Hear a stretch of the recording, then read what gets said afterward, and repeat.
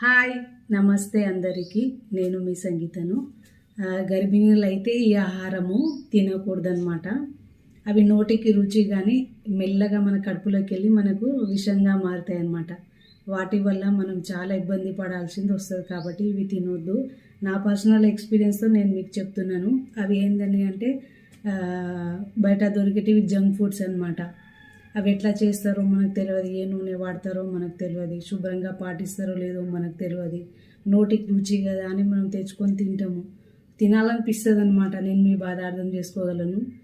అయితే అవి ఏందని అంటే నూడిల్స్ కానీ, మంచూరియా కానీ, ఎగ్ రైస్ కానీ, చికెన్ ఫ్రై, చికెన్ 65 కానీ, అట్లాగే రకరకాలుగా చాలా చాలా ఉంది కదా బయట జంక్ ఫుడ్స్. అవి తెచ్చుకొని తినకండి. మళ్ళీ ప్యాకింగ్ ఫుడ్స్, బయట స్వీట్స్, జిలేబీలు, సమోసాలు, పకోడీలు, పానీపూరి, కట్లీస్ ఇవి తినకూడదు ఎక్కువ.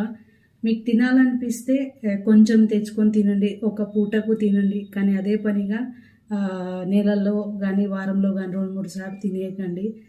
బయట మంచిది కాదనమాట బయట ఫుడ్.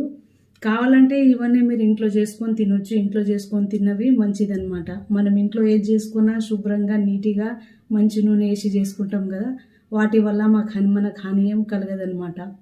నాకు తినాలనిపిస్తుంది, తినాలి అని చెప్పి నేనైతే తెచ్చుకునేవి అన్నీ తినడం వల్ల నాకేమైందనంటే, మీకు కూడా కావచ్చు, మీలో చాలామంది కూడా ఈ అనుభవం ఉండొచ్చు. అవి తినడం వల్ల నోటికి రుచి, అంతేగాని మనకు వాటి వల్ల లాభం ఏం ఉండదు. నాకు జ్వరం వచ్చింది, తలనొప్పి బాగా వచ్చింది, వాంతింగ్ వచ్చినట్టు అయింది. కానీ వాంతింగ్ రాదనమాట. కడుపులో ఆజిర్తి, ఒక రకంగా డేపులు వస్తుంది అనమాట, అరగదు. తలనొప్పి కానీ, ఛాతిలో మంట కానీ, కడుపులో మంట కానీ, ఒళ్ళంతా బాడీ పెయిన్స్ కానీ, నిరాశంగా కానీ యాక్టివ్గా ఉండమన్నమాట.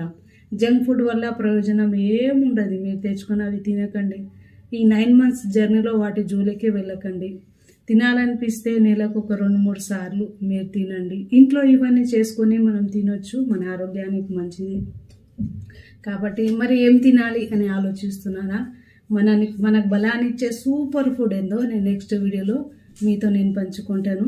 అన్ని రకాలుగా జంక్ ఫుడ్ విషయానికైతే వెళ్ళకండి. మీ ఆరోగ్యం పాడవుతుంది, బేబీ గ్రోత్ సరిగా జరగకపోవచ్చు. అవి నోటికి రుచే అంతే, వాటి వల్ల మనకు ప్రయోజనం ఏం లేదు. కాబట్టి మై డియర్ మామ్స్, ఇవి తినకండి. మీరు జాగ్రత్తగా ఉండండి, హెల్తీ తినండి అండ్ హెల్తీగా ఉండండి. ఏం తినాలో నెక్స్ట్ వీడియోలో మాట్లాడుకుందాము. Thank you. ఐ హోప్ ఈ వీడియో ఎవరికైనా హెల్ప్ వస్తుందని నేను అనుకుంటున్నాను.